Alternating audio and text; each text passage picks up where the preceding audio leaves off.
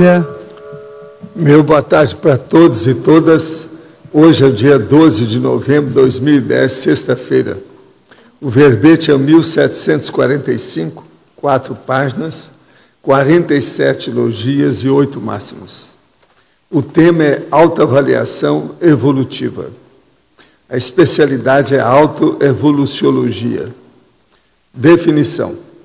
A autoavaliação evolutiva é um enfoque, análise, sondagem, interpretação pesquisística, teática e autocrítica do nível exato da própria consciência lúcida por si mesma na estrutura da escala evolutiva das consciências. A avaliação criteriosa do desenvolvimento autoevolutivo. A consciência avaliadora da própria evolução. O enfoque, a análise, a sondagem, a interpretação pesquisística da autoavaliação evolutiva. A própria consciência do investigador ou investigadora como sendo o megafoco da pesquisa participativa. A autocapacidade de avaliar ideias transcendentes confluentes. Os critérios dos testes de avaliação evolutiva das consciências. Os resultados e consequências da autoavaliação evolutiva. A autoavaliação evolutiva como neo-viés para o maior esforço da autorrenovação. A investigação judiciosa das autovivências multidimensionais. A expansão sutil do detalhismo da para-avaliação parapsíquica. A autocognição paraperceptiva ampliando a autossuficiência da consciência lúcida. Na argumentologia, nós temos taxologia, os 4 recursos técnicos confiáveis de autoavaliação evolutiva, ou os evoluciógrafos, meditores conscienciológicos da evolução das consciências, concebidos e expostos racionalmente pelas pesquisas da conscienciologia. Na remissologia, nós temos 15 itens e 5 que destacamos. Ajuizamento pessoal. Análise egológica, autoavaliação sintética, autochecagem dispensável, holoanálise da consciência. Frase enfática.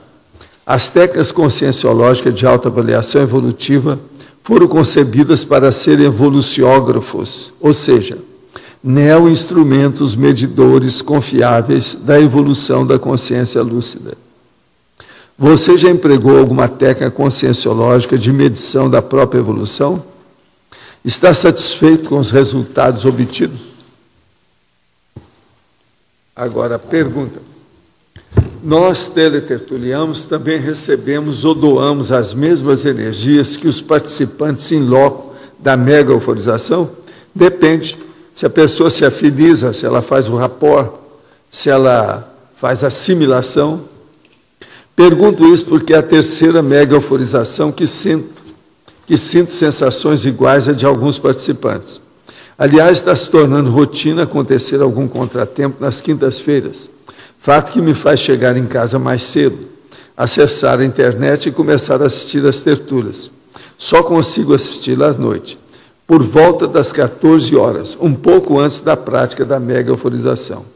Quer dizer, está ocorrendo com ele alguma coisa, às vezes, de amparador, e está fazendo dar alguma alteração na rotina para ele chegar e conseguir participar, né? Poderia esclarecer melhor o que consiste a mega-euforização? A mega-euforização consiste na exteriorização de energia para um campo que é instalado em torno da pessoa e colocar as pessoas ali para elas sentirem alguma coisa. É uma euforização, quer dizer, a pessoa se sentir bem.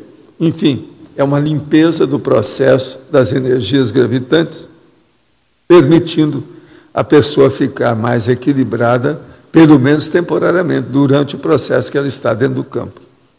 Agora, isso é de modo geral. Agora, a mega-euforização que a pessoa faz por si mesma, ela é mais séria, né?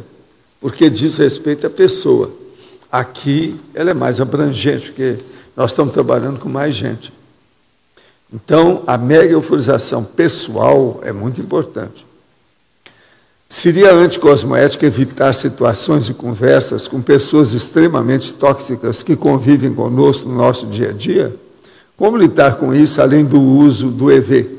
Olha, aí o processo é você ver o que você faz, como é que você é com as energias, que assimilação e desassimilação você faz com as pessoas. Se você é uma esponja que não sabe desassimilar, é lógico que não é bom ter contato com as pessoas desse jeito. O que leva uma pessoa a desenvolver o transtorno da personalidade esquizoide?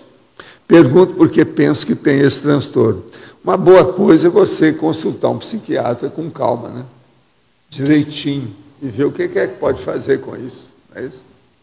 Agora, gente, eu queria que hoje eu tenha aqui um grande amigo, que faz 5 anos que ele não aparece. Ele veio sozinho, não veio com a eminência dele, que é fora de série. Mas o que eu estou falando é o Alex Rufo, que está ali. Ó.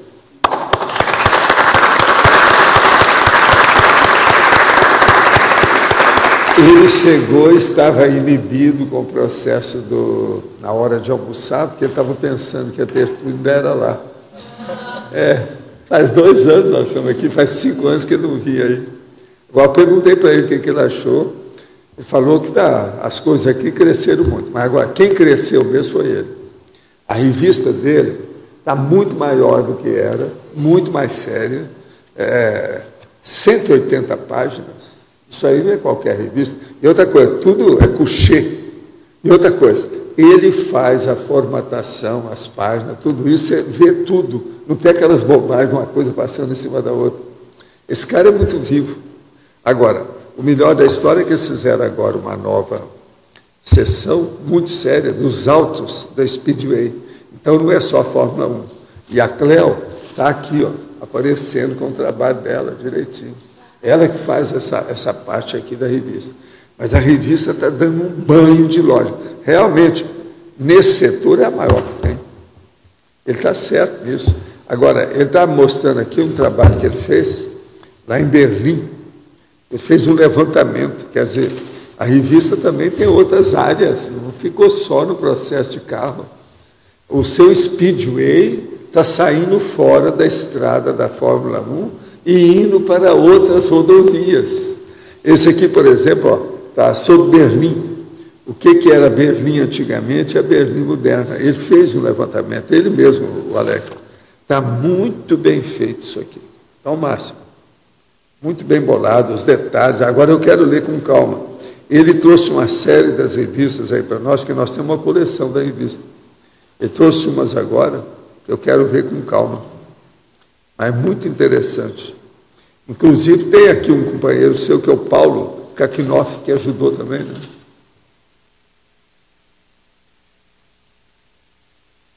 Ele morou em Berlim, né, o Kakinoff? Conhece tudo. Agora, realmente, as coisas lá, elas mudaram muito. Também você está com o Raul Delberg aqui também, está falando, né? Hotel Ritter.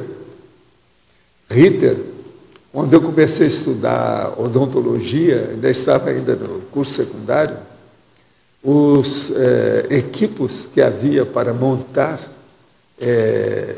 o consultório odontológico era Ritter. Foi importado, a coisa séria, na ocasião, aqui na década de 50, o Brasil nunca tinha visto aquelas coisas. Tudo Ritter. Eram 28 equipes, ou seja, 28 consultórios odontológicos. Agora, nunca pude mais esquecer essa palavra Ritter. Entende?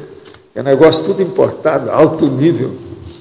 Eu que estava acostumado a ver aqueles dentistas até de coisa de pé, e a gente vê aquele material todo moderno. Uma loucura aquilo. Agora, a revista, gente, é um show de bola. Dá uma olhadela para vocês verem como é que é. Vale a pena ver.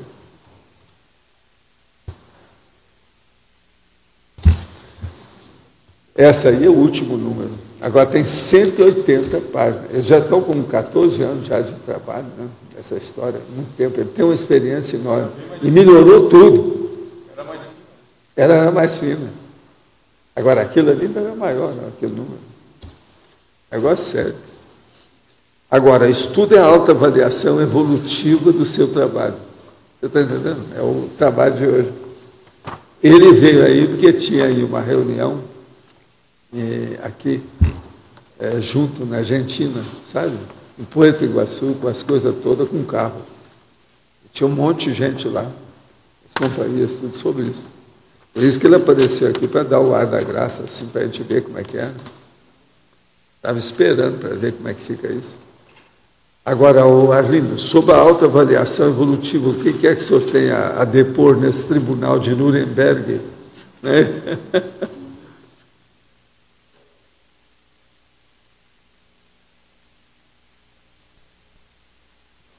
Na binomiologia, o binômio potencialidades e fragilidades, porque aqui dá a impressão que é mais antonomologia aí, não sei o que. Mas o processo é o seguinte: uma pessoa ela tem potenciais, ela tem fragilidades. Se ela souber mexer com isso, ela equilibra a situação. É isso que a gente quer dizer. Falar em equilíbrio, gente, eu desejaria ver se aparecer por aqui a Valana ou o professor Marcelo. Eu tenho um material para dar para ela olhar para mim, tá certo? Se vocês verem, se ela chegar por aí. Agora, outra coisa também. Eu quero falar com a turma da Simvex. Já tem alguém aí, não? Se aparecer, vocês me falam também. Eu quero fazer uma pergunta para a turma da Simvex. O que foi? Tenepsologia. Aí, no emprego das consequências evolutivas. O senhor podia dar alguns exemplos dessas consequências? O emprego das consequências evolutivas da técnica de assistência diária permanente recebida do amparador extrafísico de função por parte do praticante veterano, homem ou mulher da TENEPS. É uma categoria de avaliação evolutiva indireta. O problema todo é o seguinte: querendo ou não, o praticante, por exemplo, a maioria daquilo que ele faz, ele não vê o resultado daquilo imediato, mas ele sente nele e na vida dele, no holopensene do trabalho dele, as alterações positivas que tem quando ele está bem encaminhado, que ele está desenvolvendo bem o trabalho dele. Então, isso aí mostra o emprego das consequências evolutivas, dessa técnica da assistência diária. Agora, pelo menos as consequências a pessoa vê. Se ela observar bem, investigar o processo, ver a mudança que tem na vida dela, ela vai notar isso. Agora, o resultado mesmo, amplo, grande, sério do processo, esse ninguém tem, porque só depois que a gente somar para saber, né? Devido ao problema de estar sendo atingido muitas consciências, isso aí transcende o arquivo da gente, né? Tem que ver outras coisas. Mais avante, mais adiante. Quando no estrangeirismologia, essa última palavra aí é Westernschau, que é cosmovisão. Agora, como que a autoavaliação evolutiva, que é uma a autoavaliação evolutiva, ela é muito séria. Cosmovisão. Você faz uma autoavaliação dentro de uma monovisão restrita, acanhada, ou faz uma autoavaliação de uma maneira mais ampla? Se uma pessoa não tem a cosmovisão, a própria avaliação que ela faz de si já é pequena, que ela vai ver só coisas corriqueiras, superficiais, que não tem assim profundidade mais ampla do ponto de vista evolutivo. Então a gente pode falar... A autoavaliação, a gente está falando, é evolutiva. Então ela tem que fazer abrangência geral, cosmovisiológica. A gente pode fazer uma avaliação interna como cosmovisão. A cosmovisão pode ser introspectada. Pois é, a intraconsciencial e a existencial, a de fora. É a reci e a ressex. Aí depende do que é, né? Que a pessoa quer. Internamente pode haver uma cosmovisão. Agora, essa visão de mundo, ela é necessária para a pessoa se situar. Eu, nessa visão de mundo, eu estou aqui. A pessoa se situa, ela se coloca para ver como é que fica. Porque eu não sei, eu tinha pensado que a gente faz uma introspecção para depois aquilo surgir uma cosmovisão, mas eu Agora, talvez possa haver uma cosmovisão interior. Não sei. Não, se ela pode. tem, dependendo dela, uma visão mais ampla ou uma visão menor. Tem gente que é míope, tem outro que enxerga longe. Tem gente que tem a visão curva atrás do morro. Tem algumas pessoas que têm, por exemplo, a atenção dividida. Outros já têm dificuldade com isso, e por aí vai. Aí depende do processo da avaliação. Tem gente que começa a avaliar a si mesmo só em coisas materiais, que é o que ela gosta. Isso não adianta, né? A gente tem que ver a estrutura abstrata, mas mais consistente da consciência. Então, o problema aí é o nível de discernimento de quem faz a avaliação. Agora, o que eu estou falando aqui várias vezes é a pessoa que está se avaliando. É muito importante para ela colocar a própria autoimagem de uma maneira mais correta, para não ficar tão distorcida em relação à heteroimagem que o povo faz dela, quer dizer, a imagem de fora, alheia a respeito dela. Agora, então, a autoavaliação melhora o processo da autoimagem. A citologia, a citaciologia aqui não é dúvida, mas é só para enfatizar que o Sócrates, ele sempre deu a ênfase a essa autoavaliação. Então, a vida não investigada, não examinada, não vale a pena ser vivida. E ele também, essa questão de conhece-te a si próprio, essa introspecção.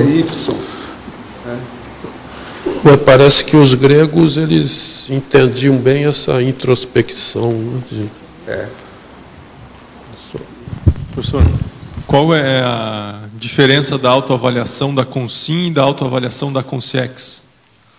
A da Consciex é mais ampla, mais profunda, porque ela analisa, se ela tem lucidez, ela analisa a si mesma e as consequências e os processos todos dessa análise a partir do psicossoma. Nós avaliamos as coisas a partir do soma. Então, há muita dor de barriga interferindo na análise. Você está entendendo como é que é? Isso aí é um problema. Eu falo em dor de barriga aqui muitas vezes devido ao subsérvio abdominal. Entende? É o processo todo aí. É sério. O fato de a hipocondria da história. O fato de nós estarmos numa dimensão que todos estão no mesmo nível, professor, isso suscita algum tipo de autoavaliação que no extrafísico não seja possível? No extrafísico começa o seguinte: aonde é que você está fazendo a autoavaliação? É na sua paraprocedência? É onde você está? A sua para-terra natal? Então, veja, isso é muito importante saber. Se é mais ou menos evoluída, por exemplo, a situação ali, aquilo fica super autêntico. Não tem jeito de você forçar a barra de pegar uma mentira ali na história. Agora, aqui não. Há muita tapeação, há muita imagem, aparência, rótulo. Isso tudo tem que dar um desconto, é diferente. Então, extrafisicamente, a nossa realidade, ela vai diretamente ao osso, ver como é que é, né, da pessoa. Isso, então, faz pensar. E o resgate, por exemplo, da baratrosfera, a gente pode dizer que ele acontece a partir do início da autoavaliação da pessoa? A partir, vamos dizer assim, das consequências da ficha da pessoa. Isso aí que você tem que ver, porque todo mundo, querendo ou não, tem uma ficha. Mesmo a pessoa na baratrosfera. Entendi. E outra coisa, não precisa de fazer muito, ir no file, no arquivo, para estar examinando a ficha, não. Eu, por exemplo, eu vejo certas fichas lá, só de olhar para a psicosfera da pessoa. Pensa bem essa turma, como é que não vê? Um evoluciólogo. Ele chega e disseca a pessoa, assim, na hora. Ele sabe até o que é do momento e o que é enraizado. O que é o normal da pessoa ali dentro e o que é aquilo que tem algum fator que esteja agindo na pessoa naquele momento evolutivo. Isso instantâneo? Você sabe descontar isso tudo. Instantâneo? Instantâneo. Com o tempo, né? A gente chega lá, calma. Nós todos vamos chegar lá. Professor, na pensinologia, eu queria que você aprofundasse mais sobre paratecnopensenidade. Que, onde é? Pensenologia. A paratecnopensenidade. A paratecnopensenidade, no caso é o seguinte, é uma pessoa que já tem noção das paras técnicas e ela começa a ver se aplica aquilo na vigília física ordinária aqui nessa dimensão. Com isso, então, ela começa a pensar de uma maneira mais avançada. Então, por exemplo, isso dá valor para a parapsicosfera da pessoa. Isso é paratécnico. O processo da mega euforização é paratécnico. O problema do estado vibracional é paratécnico. O arco altar crânio-chacral é paratécnico. Por aí vai ter uma série de consequências, né? Vale a pena ver. Aqui.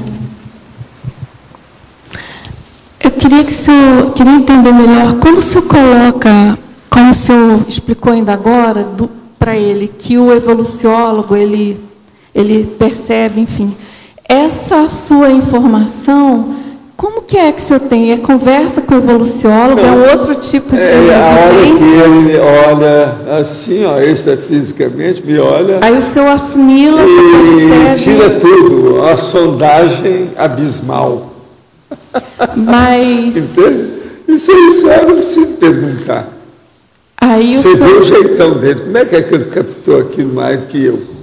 Aí o senhor percebe para a gente fica danado, a vida não pode fazer nada. Tem que abaixar o facho, a crista, colocar o rabo entre as pernas, abaixar as orelhas.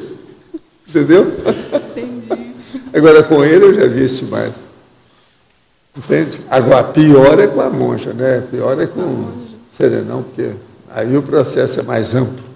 Mas com o serenão, você já encontra, você já sabe. Não, aqui, qualquer coisa, for por baixo mesmo, em alto nível. Mas já agora, com os outros, assim, já, né? Você já está querendo enfrentar. Você quer um confronto, às vezes, de saber, né? Mas não dá. Não dá, não. Eu jogo a toalha. Entendeu? É difícil. Agora, é muito bom, porque sempre vai dar você nuances. Você vai aumentar aquele negócio do super refinado. Como é que chama? A hora que você vê as coisas que corta tudo. Como é que chama? Não. Como é que você vai olhar uma imagem que está super detalhada? Como é que chama? Tem um nome técnico aí de vocês. Zoom. Não, tem mais coisa.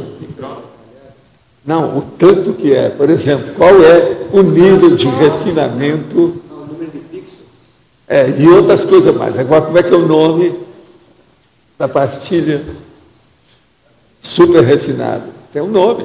Como é que é? É de vocês. Mas como é que é? Por exemplo, você pode ter uma coisa mais grossa e uma mais refinada. Como é que é refinada? De alto nível de... Resolução, definição... Resolução. Então, veja, a resolução dele é uma resolução mais séria. Por quê? É a solução do processo. É a resolução, do mesmo jeito. Entendeu o que quer dizer? Só que tem que ter a resolução consciencial. Então é o zoom, é o pitch, esse negócio todo que vocês falaram aí. Mas o processo é a resolução. Agora, a resolução de super alta, específica finesse. Vamos arranjar um nome. É a super finesse da história. Então ele vê tudo. Então, por exemplo, eu chego aqui, eu sou grosso. Eu vejo a parapsicosfera da pessoa quando eu posso. Assim, grossão. Agora, ele não. Ele coloca o telescópio no microscópio. Então, pois é, sintonia fina, mas agora o processo é a resolução. Eles gostam de falar alta resolução. Dele é altíssima resolução. Presta atenção nisso. Agora, veja, resolução e solução, até um certo ponto, são sinônimos, você sabe, né? É isso que eu queria chamar. Eu queria que vocês falassem resolução. Não está saindo aí. Vocês estão entendendo? Não tem lógica isso que eu estou falando? Então, por exemplo, seus olhos são de Que nível de resolução? Quantos pixels você tem aí atrás da testa? É esse aí que é o X. Entendeu? Agora, veja, o zoom está nisso. Aquele negócio da objetividade do quadro, a hora que você faz um bloco, veja o bloco, que corta e coloca um pedacinho, além do zoom. Isso tudo está aí dentro. Agora, ele vê o que interessa nisso de uma vez só por atacado. Já tem experiência para isso. Vale. Entende? A forma de ele pegar, né, a ficha evolutiva da pessoa seria pelos efeitos dessa ficha no holossoma, pela qualificação das energias? A ficha, ou... ela não, a gente não pode falar que uma ficha evolutiva pessoal feita extrafisicamente é igual a qualquer ficha que nós tenhamos por aqui. Seja um BO, uma ficha de aluno, não é assim. Ela tem componentes superiores ao processo de um papel, por exemplo. Aquilo já vem incrustado nela, o que a pessoa é. Aí muda tudo. Entende? O nosso amigo, por exemplo, aí é que ele estuda essas coisas, por causa do processo da cabeça. Agora, isso, por exemplo, para microchip, o ideal seria trabalhar por aí, aumentar. Ou te arranjar um para microchip, que está custando muitos dólares. Entende? Vai incrustar em algum lugar e dar o processo.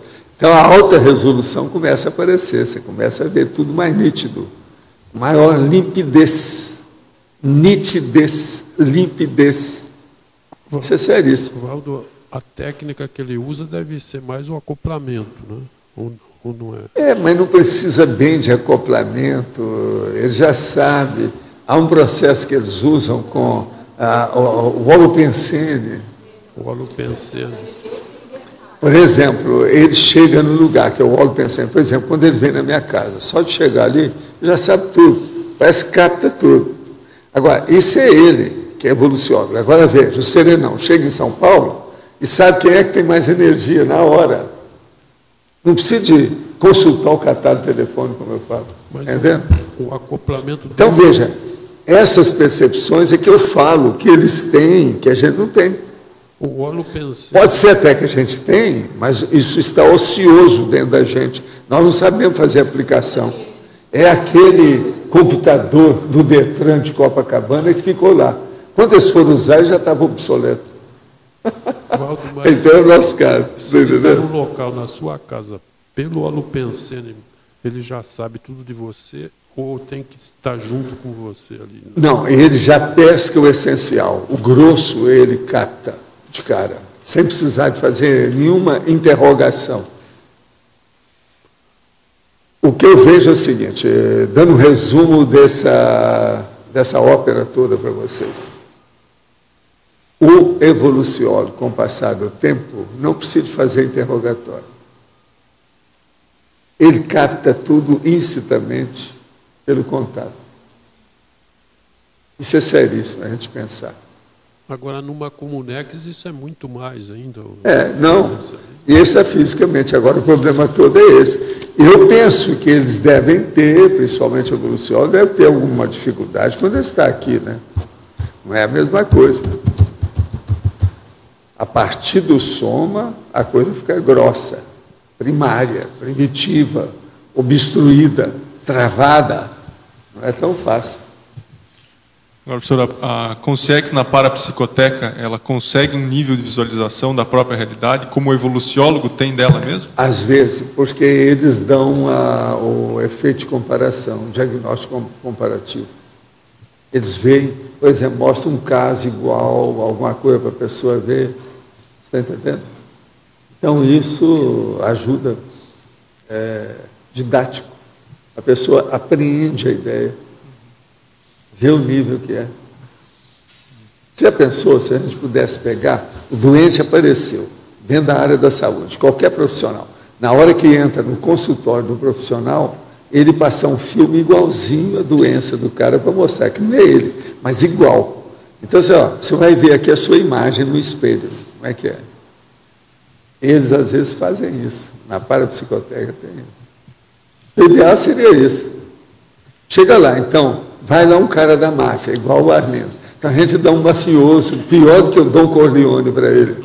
Entende? Ele vê. Aí a gente fala, ó, esse aqui é a sua imagem, ó. Como é que é? Ele aprende na hora, sabe tudo. E a pessoa vê a imagem dela mesmo também, né? De outras vidas. Não é bem, às vezes ela vê, depende do que é. Eles mostram. Agora, outra coisa. Uma maquete que eles mostram para você não é uma maquete do jeito que nós temos. Ela parece que tem vida, ela é vitalizada, ela vive, ela funciona. Agora, professor, se a gente tivesse que comparar o ambiente da parapsicoteca com o ambiente intrafísico, o que seria? Está difícil, né? Está querendo muito. Você já viu isso? Quando você voltar lá, você vê. Você responde para você. Eu acho difícil. Parece, mas não é a mesma coisa. Eu divido o problema da complexificação simplificada. Pensa bem. Tudo lá é complexo, mas está simplificado. E você capta aquilo melhor. Então é o problema da assimilação. É assim. É essa assim que eu desejaria. Entendeu? Assim. Assimilação. Valdo, a resolução sua em relação ao evoluciólogo. Não, eu sou uma caricatura. Eu sou muito pequeno. O negócio é muito... Mas muita coisa você já capta. Não, veja, só da gente falar nisso, vocês também já é grande coisa. Porque a maioria nem pensa nisso. Nem tem ideia disso. Uma boa parte do povo, da humanidade. Eu estou dizendo, então já é alguma coisa. Mas quanto? 5%? Como o Zéfiro, por exemplo. Pois é, não. O Zéfiro já pesca mais. E outra coisa, tem uma coisa que o Zéfiro já usou muito, que é uma técnica também. A técnica da afinidade, do rapport. Se você trabalha com gente que você já trabalhou junto, que você já sabe, já conviveu muito, você sabe mais, né? Do que o outro que não conhece a pessoa. Então, extrafisicamente, eu lançava muito a mão do rapport. Agora, com o tempo, isso praticamente eu vi. É uma das técnicas mesmo que, quanto mais avançada a consciência, mais ela usa. É igual aquele menino que apareceu lá para mim no Projeções da Consciência. Ó, procura lembrar quem é, procura você fazer o rapport. Assim, você vai ajudar mais. A TENEPS tem muito disso. Quando o amparador começar a insistir com o praticante da TENEPS, para ele fazer rapport com o CIEX, que ele está socorrendo, ajudando, fazendo assistência, isso já mostra que ele está caminhando mais. É o caminho aberto para o FIEX. É uma ampliação do rapport com o assistido. Pode falar. Professor, amanhã eu vou participar do Consim Cobaia pela primeira vez. E aqui dentro do assunto, qual a postura que eu posso tomar para otimizar mais a autoavaliação? Striptease consciencial. Fique desnudo consciencialmente. É a melhor coisa que você faz. Agora, anote tudo.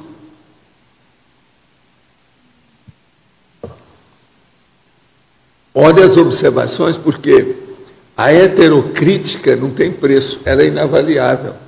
Sempre vale a pena anotar. Sempre vai esclarecer alguma coisa que você não sabe, vale a pena pensar. Entende? Certo. Anota tudo. Agora, faça o striptease consciencial.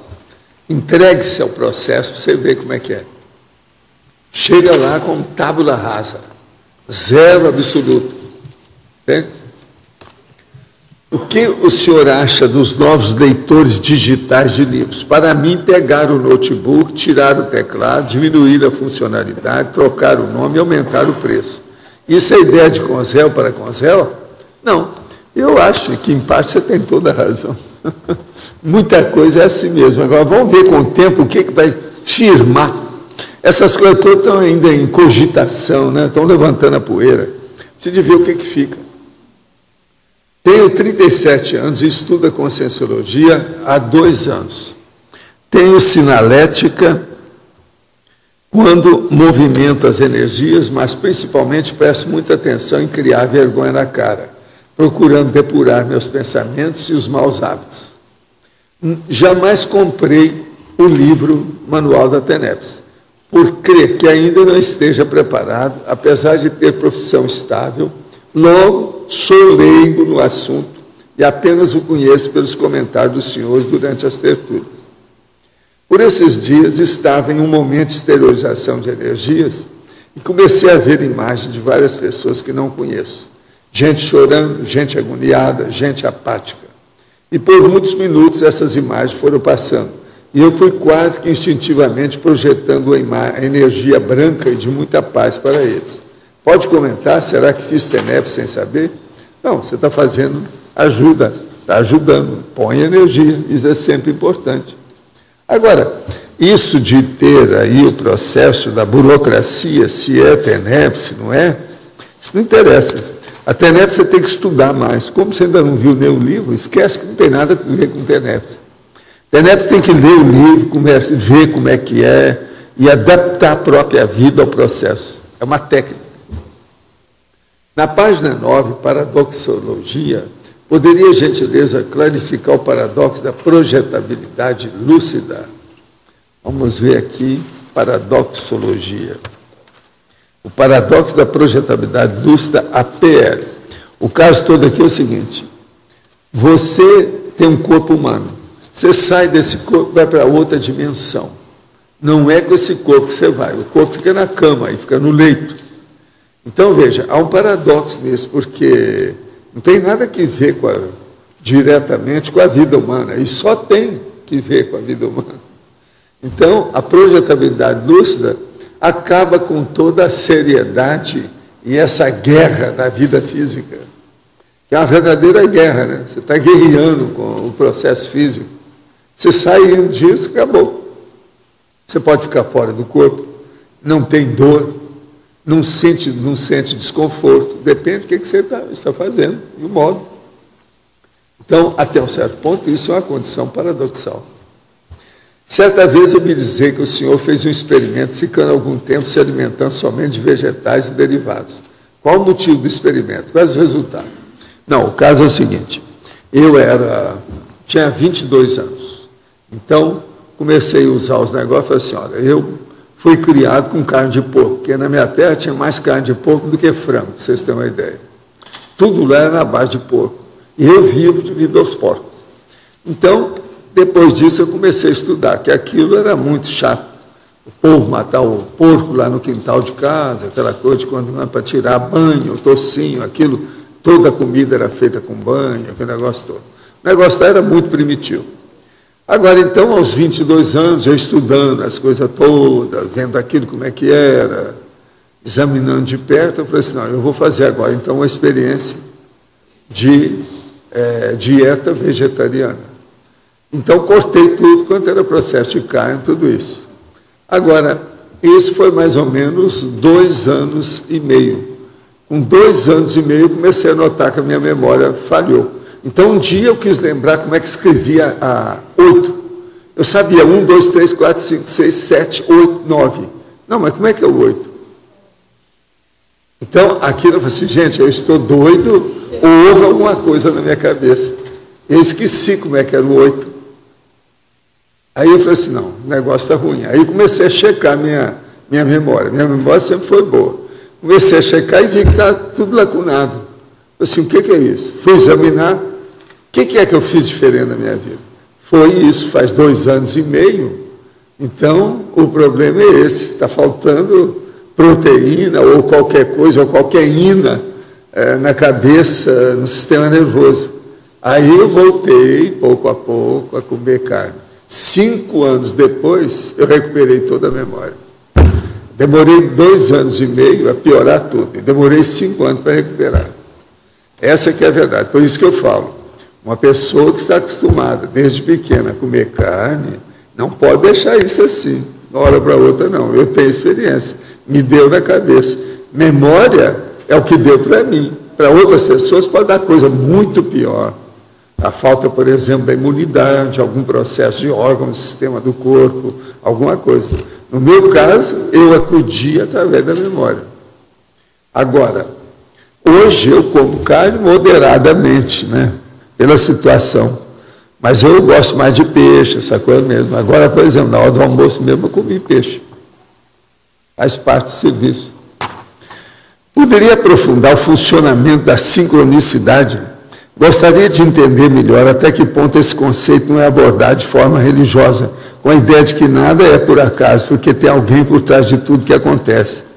Não é que tem alguém por trás de tudo, é que existem leis e princípios inteligentes também na Terra, tem que olhar isso aí. Agora, a sincronicidade é um dos fenômenos mais difíceis para a pessoa entender e vivenciar. É necessário anotar as coisas e ver com o tempo o que a pessoa pode fazer. Agora, a sincronicidade, praticamente, ela abrange tudo da vida da pessoa.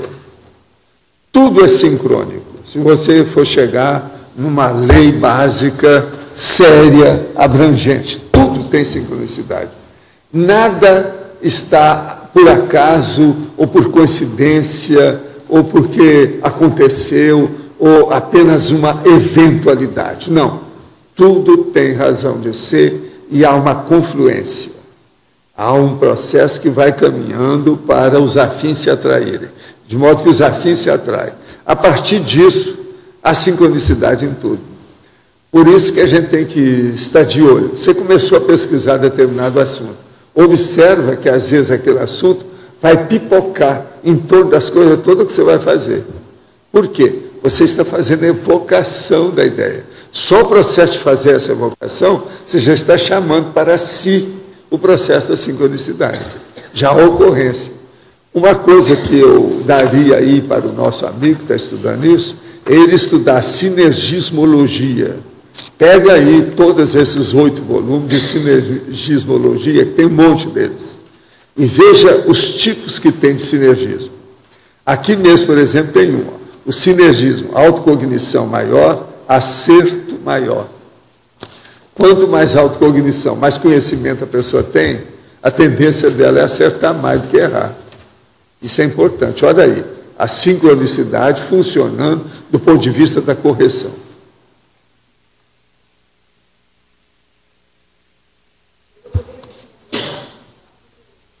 Aonde? O que ela falou? Ciclologia. O ciclo autoconscienciométrico, avaliação, diagnóstico, reciclagem, reavaliação. É esse? É o primeiro? A ciclologia. O caso é o seguinte. E também, juntamente com os neoviés para o maior esforço da autorrenovação. Isso aí está em patologia. O caso é o seguinte. O ciclo autoconscienciométrico. Avaliação. Você faz a avaliação. Depois o diagnóstico. Depois você vai tentar melhorar aquilo e fazer a reciclagem. Com isso, você faz uma reavaliação depois no fim, para ver como é que fica. Esse é o caminho do ciclo básico. Isso é o ciclo autoconscienciométrico, o que é um conscienciograma. E daí depois esse ciclo, juntamente com os neoviés, né, que vão surgir a partir de então. Pois é. E agora a reavaliação vai trazer você no novo patamar. Você entra, então, numa nova condição, um novo platô, um novo nível de manifestação, de vivência, de bem-estar, de lucidez. Tudo depende de você. Entende? Muito obrigada.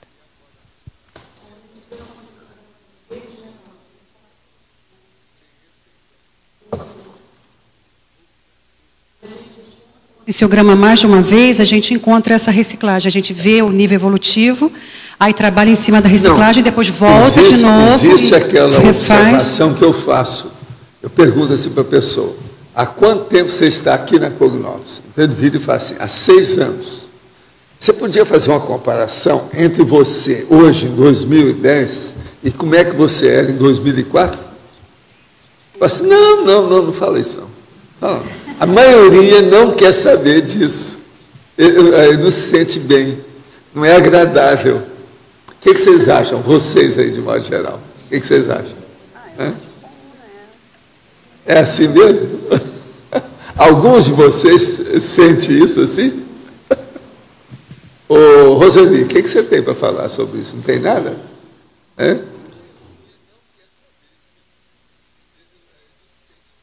Ela aí é dura na queda. O que eu tenho para falar é que eu realmente, quando eu cheguei aqui, era insuportável. Ela sempre fala isso quando eu toco no assunto. Você já viu? Já aconteceu umas 2 vezes já antes.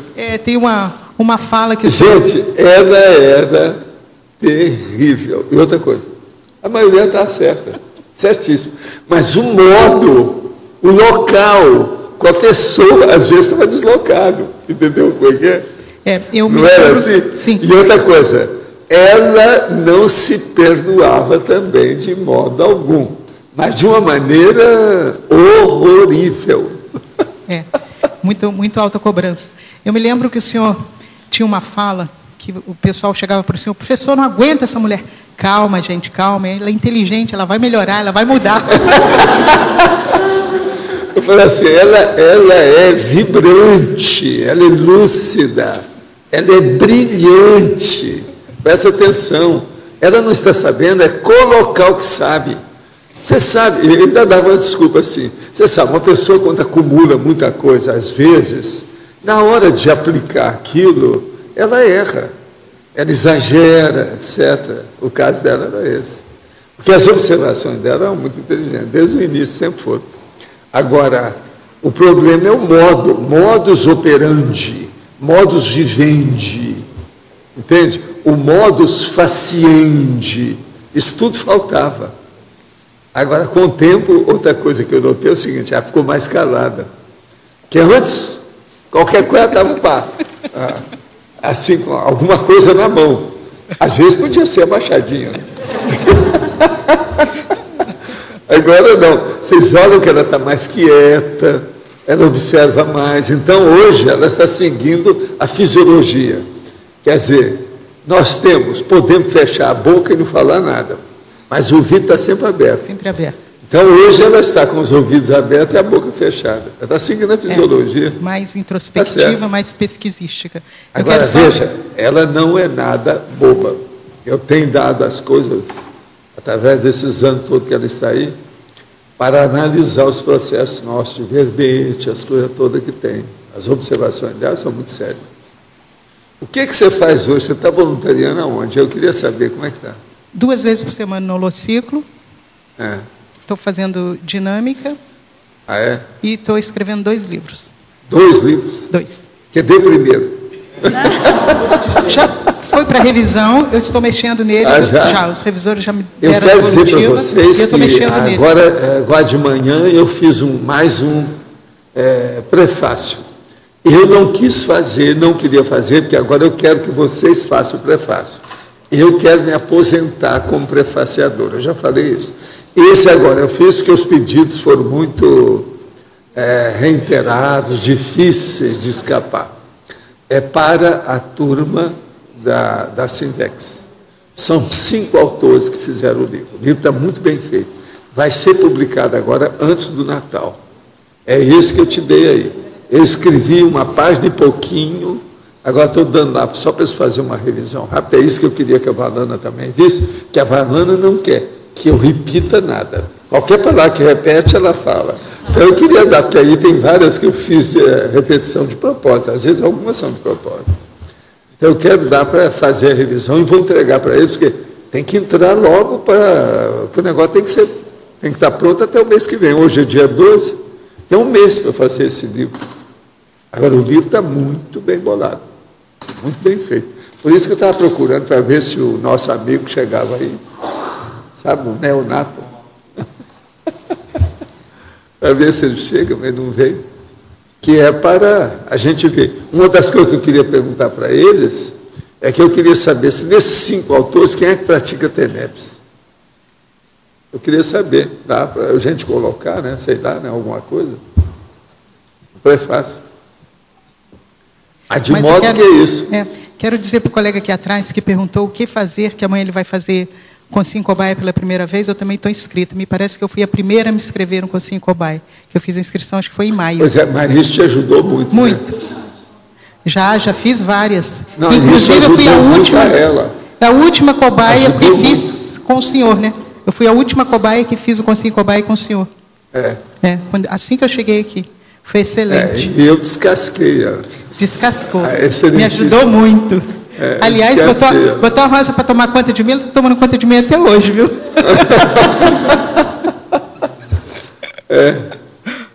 Agora, isso é assim mesmo. O primeiro sutiã ninguém esquece. É duro. Faz parte do serviço. Mas olha, quem é que está aí com o microfone sobre o processo da autoavaliação evolutiva? Pode falar. Na página 9, em binomiologia, o senhor pode comentar o último binômio? O último binômio. O binômio autoavaliação evolutiva, reperspectivação parapsíquica. O caso é o seguinte, é você estudar o seu processo geral como consciência e o que é que você tem do ponto de vista de retrocognição, o problema todo, como é que você está na sua vida desde a infância até a adolescência até a maturidade, em matéria de parapercepciologia. O que se arranjou nisso? Por exemplo, em matéria de projeção, de estado vibracional, de clarividência, de observação das coisas do ponto de vista extrafísico, as 40 manobras de energia, como é que você é com isso? Então, isso é que é a reperspectivação parapsíquica. Tá certo? Como podemos fazer a relação da autoavaliação evolutiva após a dessoma, sem perder o trabalho que foi realizado nessa dimensão? Eu tenho megafoco multidimensional e multicelular, secular. Estou fazendo força para não perder esse link do auto-revezamento. Não, o caminho é por aí. Agora, veja, quando a pessoa ela pensou demais no processo da avaliação aqui, ela não perde depois que ela dessoma. Pelo contrário, ela já criou o hábito, isso vai ser mais fácil para ela. Uma das coisas mais sérias que tem é que a pessoa alcança, atinge a segunda, vamos dizer, dessoma mais depressa. Você está entendendo? Então, ela dessoma. Mas agora, ela ficar livre das coisas e ficar lúcida, ela alcança isso mais depressa, se ela está habituada aqui na vigília física ordinária. De modo que o autorrevezamento fica mais nítido, mais lúcido, a pessoa não perde o foco, o megafoco permanece. Estou com 19 anos e logo farei a INVEX. Estava lendo o manual da PROEX e gostaria de saber se ajudaria na identificação dos meus traços, fardos e força, a adoção de um diário para anotar tudo que se passa no dia, desde tipo de pensamento, ações, sentimentos, sonhos, experiências, sinalética, etc. Olha, aí tem só 2 porém. Primeiro, o diário deve ser feito no laptop. Segundo, não é bom você colocar besteira, tolices, bobajada. Coloca aquilo que seja essencial. Agora, tipo de pensamento, de ações, mesmo sentimentos, etc., vai. Mas agora, olha bem aquilo que é descartável. Não perca tempo com aquilo que não tem, que é insignificante, que não tem valor. Olha o essencial, olha o prioritário. Uma consciência examinada chegará ao denominador comum, ou seja, felicidade é fazer o bem, como diz o filósofo. Seria esse o objetivo de se autoexaminar? Sim, a base de tudo é isso aí. Agora, uma pessoa que se conhece, ela é mais feliz. E outra coisa, ela não está tapeando muito a si mesma, ela começa a diminuir a autotapeação, o autoassédio, ela aumenta a autocrítica, isso melhora tudo.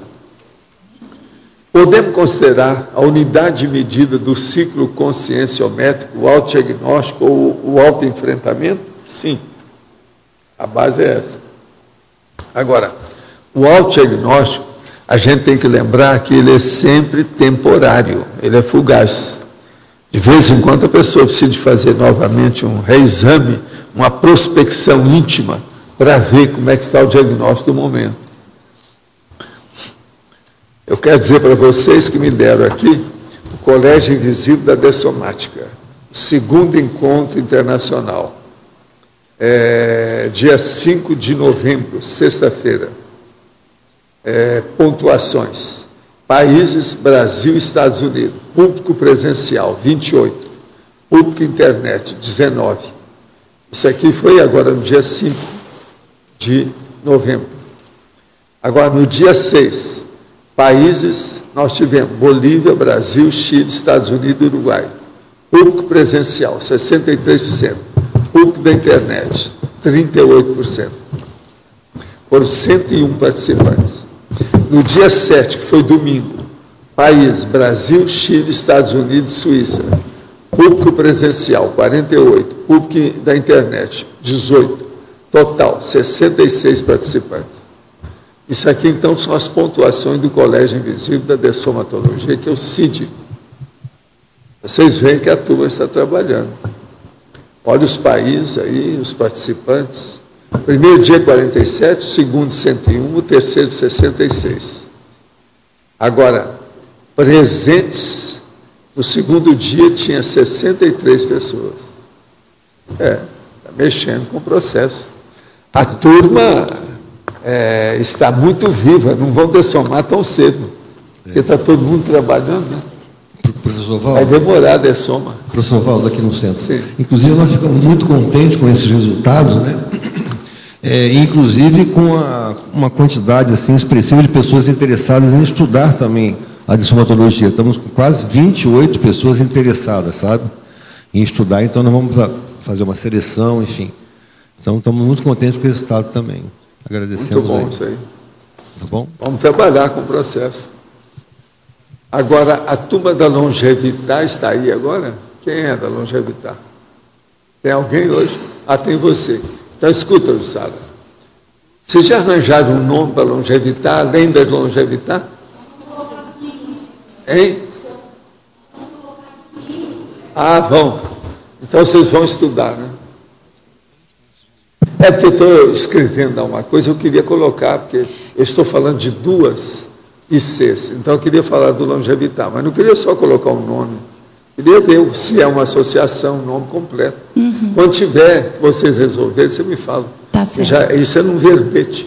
Eu vou levar as suas considerações, que o senhor falou anteontem, para o certo. grupo domingo, a gente tem reunião. Então, tá bom. Tá. Vamos ver o que é que dá. Alta briga, alto debate, arranjar um nome. Mas, Luigi, o que se passa, Luigi? Aí na página 9, professor, na primeira linha,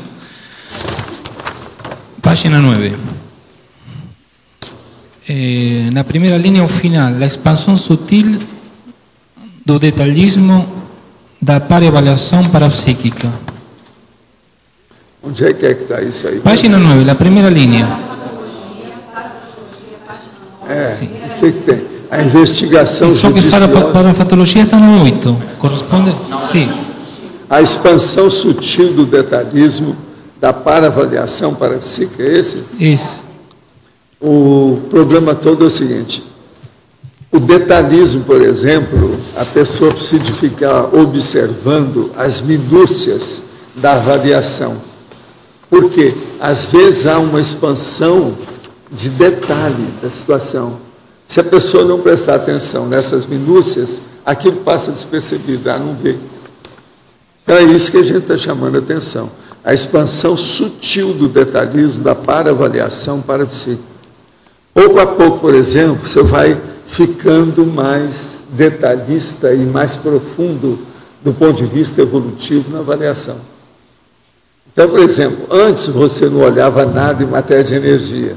Agora não. Você já olha, já quer saber se o seu nível, por exemplo, de desassimilação melhorou. Isso tudo é sutileza.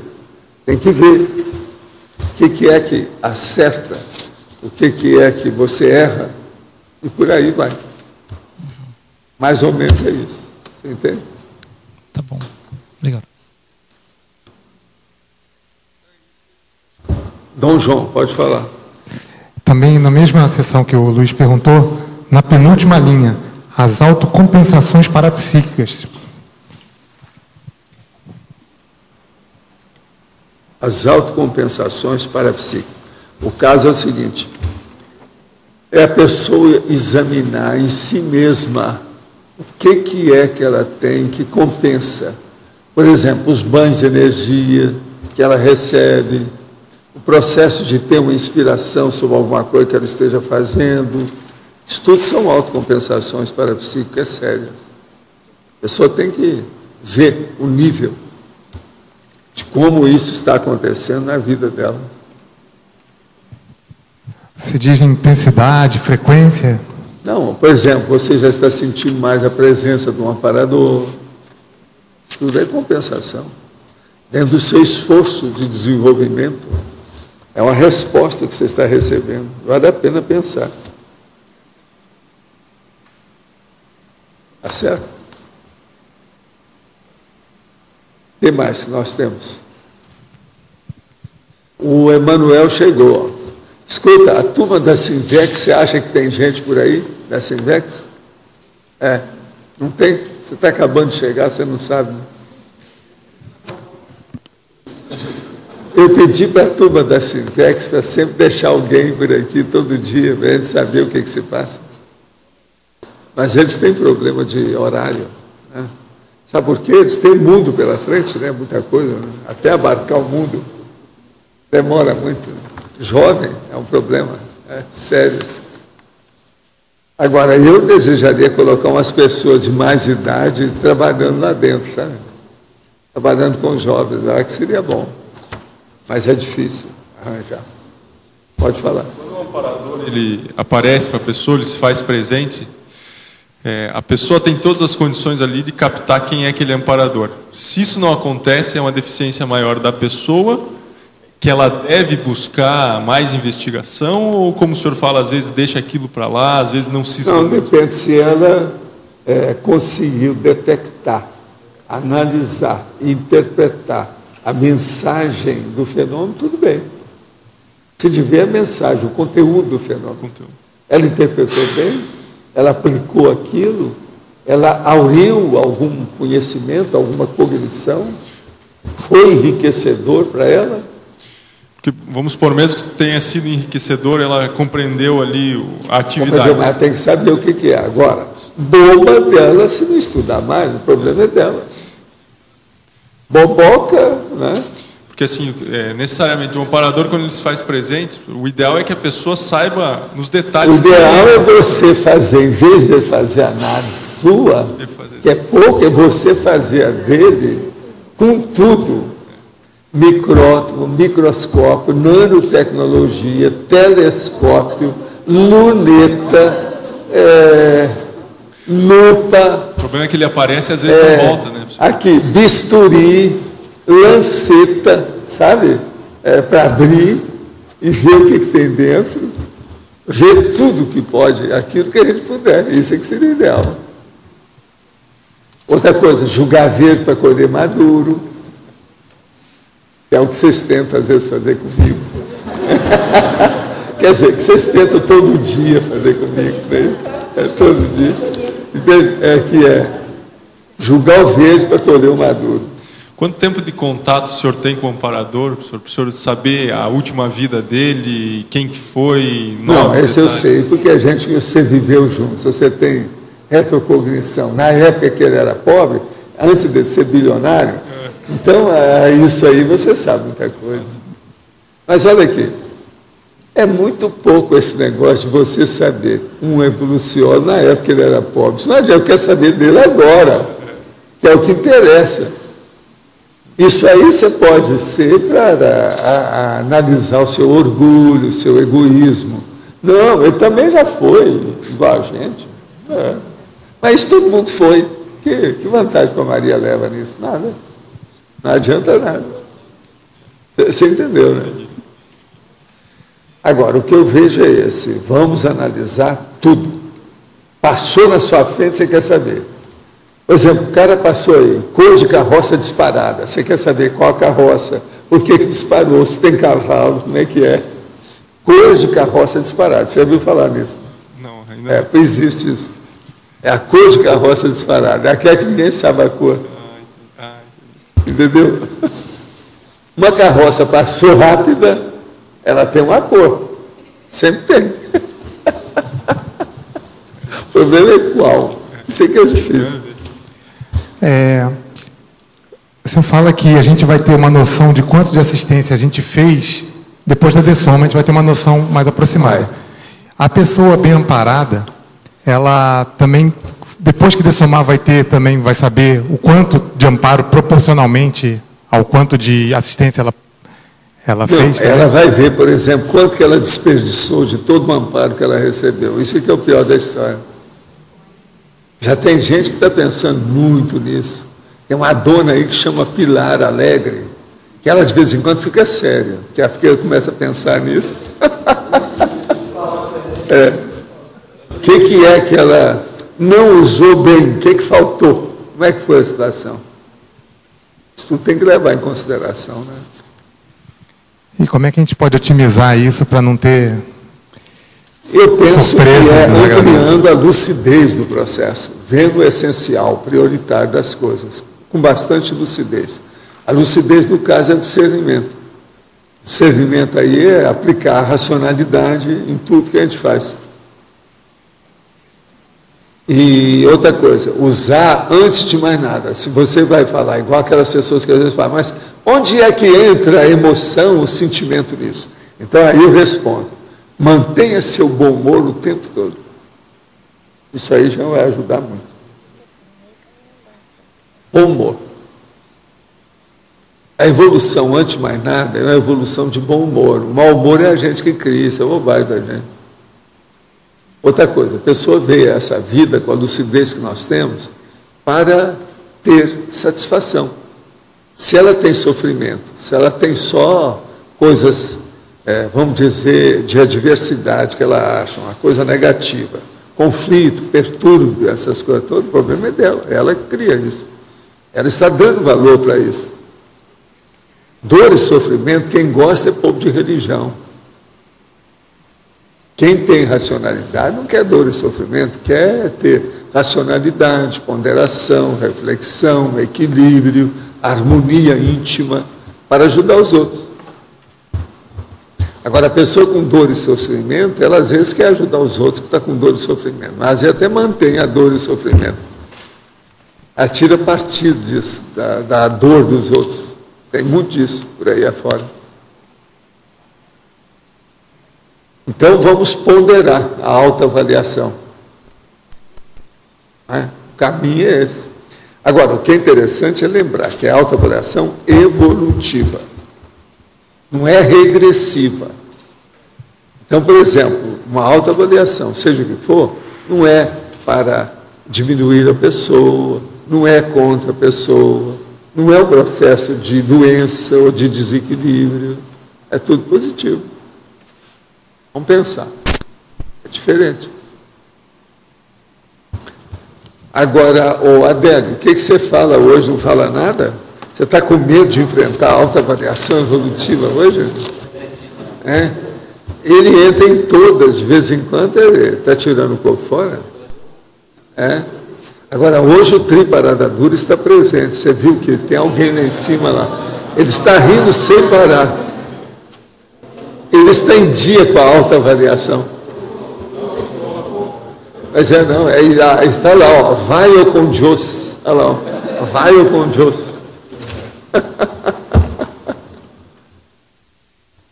E outra coisa, o laptop dele é maior que os outros, se não notaram? Olha lá, eu acho que é para ele se esconder atrás. Veja bem o tamanho.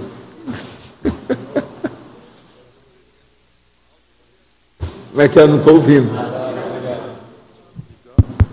É provocar o Adélio, que ele não faz introspecção, por isso que ele não gosta do tema de hoje aqui. Será, vamos ver se ele fala alguma coisa. Eu não sei.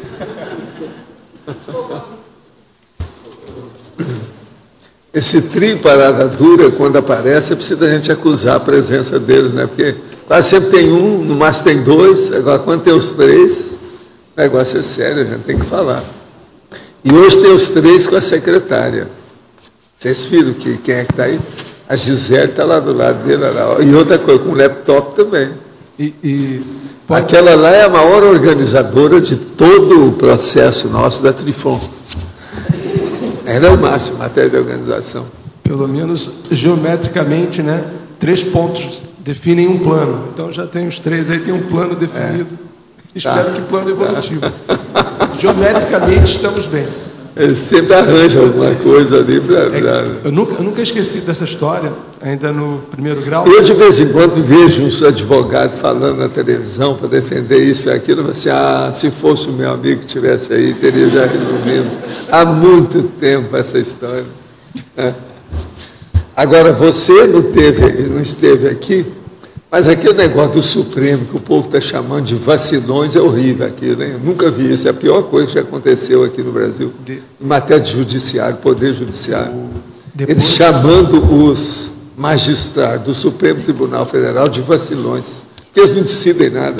Mas, o negócio da ficha limpa, aquele negócio, da ficha suja. Num ponto a gente tem que concordar, né? O quê? O último que entrou no Supremo é um vacilão. Nossa. Não, mas lá são todos vacilões. O último. Ninguém levantou, ficou de pé para falar umas verdades. Eles discutem muito, mas fica só nisso. Você espreme, não dá nada. Vacilar tudo. Há uma hesitação natural do processo. Na minha terra, chama-se encher linguiça. Quer dizer, esse negócio do Supremo Tribunal Federal, encher linguiça, não dá, né? De novo, pega a sua expressão, é porque eu fiquei tão surpreso. O último indicado, né, pelo presidente Lula... Me conta, agora já colocaram o último que está faltando, aí eu não sei, aquele para substituir o Eros. O Eros Grau, né? Agora é para entrar um outro, né? Já entrou? Já foi aprovado. Tem um rapaz que o Lula tinha colocado lá dentro que tinha ficha suja. Mas esse é outro. Bom, quem é que entrou agora? Qual o nome? Tolotti? Ainda não entrou. Toffoli. Esse a Vilma vai mandar alguma mulher para lá? É capaz, né? Só ficou defendendo. Mais uma. É impressionante uma pessoa desse naipe chegar ao Agora, Supremo. você que é o dono do Supremo Tribunal Federal, que é o representante nosso do Supremo Tribunal Federal, você tem que dar um jeito nisso, né? Põe energia nessa história. Pegando a deixa do senhor, eu estou procurando dar um jeito em mim mesmo, não que eu chegasse ao estilo da Roseli, eu acho que eu sou mais light, mas mesmo as questões de relativa, às vezes, rispidez ou uma coisa mais acentuada, é bom assim, se manter mais calado, mais take it easy, calm down. Devagar e sempre. Agora, sem vacilo. Sem vacilo. Agora, o povo é que criou essa palavra vacilo, né? Vocês sabem, né? Agora, chamar os juízes de vacilões, eu achei... Quem está certo é sempre a voz popular, você está entendendo? São os que criam a coisa mais inteligente. Vacilões, bola. Eu não pensei nessa. Eles arranjaram o negócio, antes da gente pensar. Mas assim, professor... É o resumo de tudo no Brasil, no Poder Judiciário, os vacilões. Perfeito isso. Professor, assim, a demora deles, por exemplo, no julgamento, ficha limpa, ficha suja, se poderia ou não concorrer e tudo adiado, deixar a mulher do outro... Mas qual o interesse disso? Tem dinheiro atrás disso? Isso são vacilos do Supremo, quando era possível ter dado uma decisão. Uma outra coisa, se teve gente lá dentro, a metade, parece que 5 sabiam que o povo está contra a ficha suja, e apareceram 5 que estão a favor, tem alguma coisa errada nisso. Afinal de contas, esses caras não pensam em conjunto, não há consenso? O que há? Eu não estou falando unanimidade, mas consenso, inteligência. Esses 5 que arranjar desculpa. Por quê? O que tem atrás disso? Quer dizer, há um processo aí de cifrão. O cifrão na justiça é um problemão. Isso aí é antigo. Nesse aspecto, assim, algumas considerações... Agora, perguntar não ofende. Há cifrão na justiça?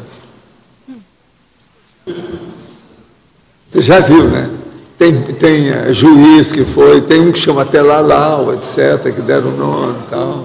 Agora, do Lalau para os vacilões, a gente pode escrever até uma série épica sobre a jurisprudência do Brasil, então, depois do Ponte de Miranda. Então, o que aconteceu? Como é que a vaca foi para o brejo? O senhor fala, né? Eu fico arrebentando aqui com um neologismo. Do Lalau para os vacilões. Então, é o vacilalau nós. Aí já dá para... O negócio não é fácil. O senhor falou de ter buscado uma especialidade na medicina para ajudar os homossexuais, que teve muito contato com eles no espiritismo, por isso conhece o sofrimento. Não parece paradoxal que pessoas que sofrem dessa patologia, infantilismo consciencial, doença do inconformismo com a forma, os mutantes, estarem tão presentes nas religiões e, por boa parte delas, terem alguma sensibilidade para a psique, como é o caso do Chico, do Divaldo, e ainda ser completista? Olha, o processo é o seguinte: a gente ser completista de religião é uma coisa. Agora, ser completista do ponto de vista cosmoético, da evolução, do ponto de vista sério, da mega fraternidade, é outra. Na religião, o negócio ainda é um processo muito primário, está lá embaixo. O negócio não interessa muito, não. É muita emoção. Não confunda uma coisa com a outra. Agora, outra coisa. Os homossexuais, eles estão em todas, porque são pessoas igual aos outros. O processo é apenas que ele escolheu uma outra condição de se manifestar. Mas tem gente de todo lado, não é só no espiritismo. Agora, os espíritas é muito homossexual que tem. Parece que na Igreja Católica também é muito, mas na Igreja Católica ele não gosta de salientar isso por causa da pedofilia. E parece também que na Igreja também aí das Assembleias, etc., protestante, também tem homossexual. De modo que eles estão em todas. Poderia explicar mais o item da parafatologia, página 9, primeira linha, a investigação judiciosa das autovivências multidimensionais. O caso todo é o seguinte: a pessoa tem que examinar com bastante clarividência, com bastante ponderação, com equilíbrio, com discernimento, quais são as suas vivências multidimensionais. Por exemplo, você teve uma projeção consciente, o que você fez com isso? Por que você teve essa projeção? O que você estava com intenção nessa hora? Qual foi o objetivo de você sair do corpo? Qual foi o resultado dessa projeção? Você ajudou alguém? Então, essa investigação judiciosa das autovivências parapsíquicas, multidimensionais, essa investigação é muito séria. É a base de tudo. Na autoavaliação parapsíquica, a coisa mais séria é isso. Ontem à noite, quando coloquei o vídeo para assistir a mega euforização, além de ter percebido um forte fluxo de energia, principalmente na região do cardio chakra, percebi rapidamente a presença de dois meninos, adolescentes, um de camisa vermelha e outro de óculos, com algo na boca que parecia ser aparelho dentário. O senhor sentiu essas presenças também? Algum tertuliano ou teletertuliano também percebeu algo? Eu não percebi nada nesse sentido. Alguém aí viu isso ontem? São dois meninos, adolescentes, um de camisa vermelha e o outro de óculos, com aparelho dentário. Eu não vi nada. Valdo, na taxologia, na página, número 4, podia falar um pouquinho? Número 4, a heterosseriexologia. O emprego da técnica da identificação pela expressão evolutiva das personalidades consecutivas, notáveis e explicitadas, indicando, pela afinidade ou empatia, o nível de evolução da própria consciência identificadora, em função da atração inarredável e imperativa das consciências afins. É uma categoria de avaliação evolutiva indireta. Então, por exemplo, uma pessoa, ela viveu aí com alguém. Aí, esse alguém, lá pelas tantas, falece. Passa alguns anos, vem para cá, e a pessoa que conhecia aquela vida anterior vê que é a continuação daquela vida. Isso é que é a personalidade consecutiva. É a mesma consciência que continua dentro do mesmo contexto da vida do observador. Agora, esse observador, então, ele começa a avaliar a posição dele com aquela pessoa. Qual a relação dele com aquela pessoa antes? Qual a relação dele com aquela pessoa agora? Isso tudo aí, tem que fazer as inter-relações do processo, para a pessoa avaliar o que é que eu estou fazendo aqui, qual o meu papel dentro dessa tragédia, entende como é que é? Ou desse drama, qual é o meu papel ali dentro? Eu exerço qual papel? Qual a minha função nisso? Outra coisa, eu estou correspondendo exatamente a essas ocorrências, aquilo que os amparadores, o coevoluciólogo permitiu que eu distinguisse, porque não é todo mundo que sabe dessas coisas. Isso aí é um fenômeno singular. A gente não precisa falar que ele é raro, mas ele também é escasso. Ele não é comum. Uma personalidade consecutiva, nós não podemos falar que seja uma coisa comum. Então, veja, se ocorre o observador que está sabendo daquilo, que tem certeza da condição, que aquilo é ponto pacífico para ele, tem que ver qual o resultado disso, por que isso aconteceu. Entende? Mas isso pode ser como um recurso, essa autoavaliação, um recurso aqui técnico para a evolução? Sempre a evolução é a lucidez da pessoa e uma coisa séria, que a gente nunca pode esquecer. O observador está vendo isso para ajudar o grupo evolutivo. Não é só aquela pessoa que ele viu, e nem a pessoa dele, observador. Além dos dois, é ver o que aquilo funciona dentro do contexto do grupo. Como é que é? Eu sempre analisei essas coisas, desde rapazinho, quando eu comecei a identificar certas personalidades consecutivas. Sempre vi, o que eu estou fazendo com isso? Está ajudando ou não? Primeira coisa, tem que ajudar em primeiro lugar a própria pessoa. Se não ajudou, tem alguma coisa esquisita. Uma outra coisa, a partir disso, a primeira pergunta que o observador tem que fazer é o seguinte: eu abro o jogo ou fico calado? Eu sei da história e abro o jogo total ou não? Então, 90% dos casos você tem que ficar calado. 10% às vezes é o caso de abrir o jogo. Agora, eu só abro o jogo quando há, sim, umas dicas, ou uma certa indução, ou uma sugestão, ou recomendação indireta de amparador. Aí a gente abre o jogo. Por isso, a maioria daquilo que a gente fala dá certo, porque não há má intenção. Você está procurando é ajudar, é para esclarecer mais. Agora, outra coisa séria nisso aí, da personalidade consecutiva.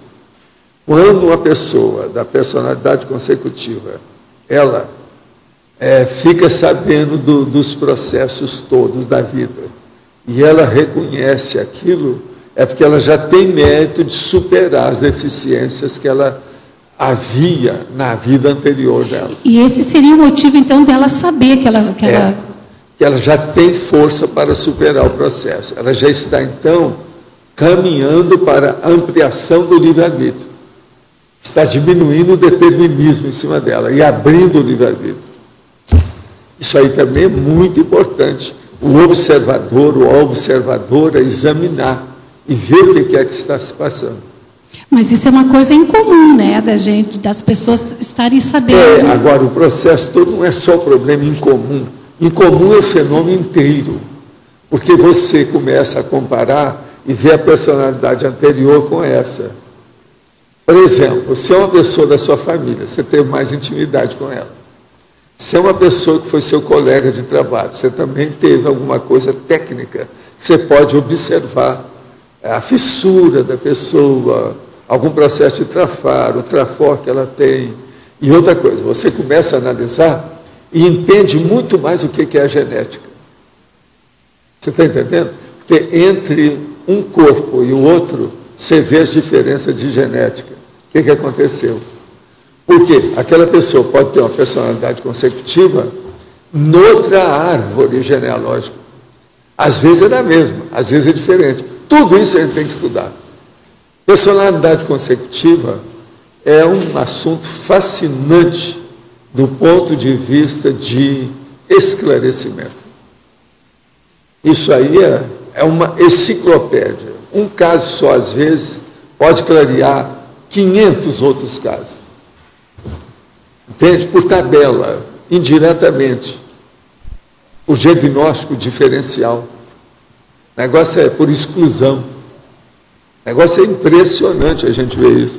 Agora, o que a gente nota é o seguinte, por exemplo, eu comecei a examinar estimais, mas agora eu começava a me sintonizar com a época que eu passei como Zéfiro, para ver como é que o Zéfiro estudou nesse assunto. Então, eu sempre procurei captar, ou fazer um entrelaçamento entre aquilo que está ocorrendo aqui com aquilo que eu vi extrafisicamente no período intermissivo. Então, uma das coisas mais sérias que tem é a hora que a gente começa a prever o que vai acontecer.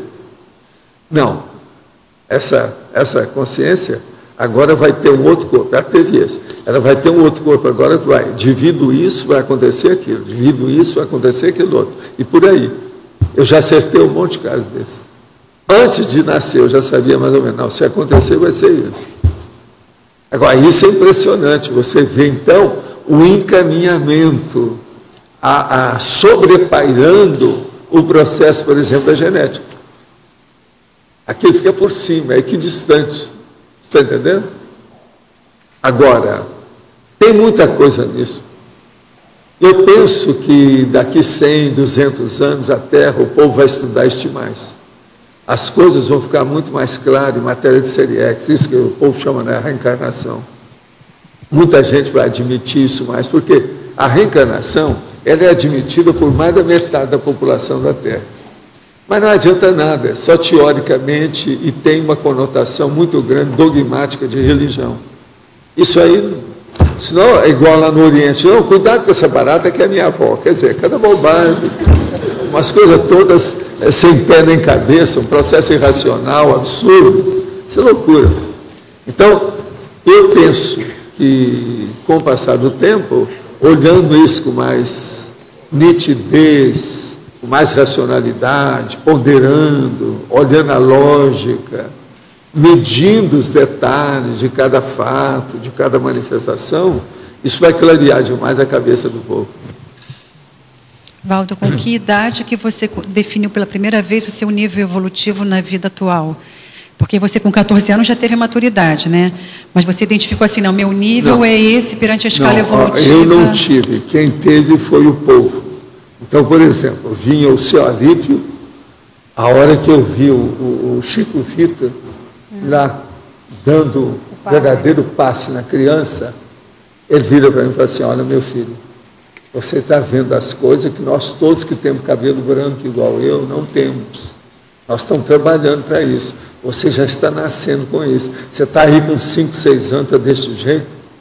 Como é que vai ser quando você crescer? Você precisa ter muito cuidado com aquilo que você vê e o modo de falar, e com quem falar, a hora de falar, o ambiente de falar.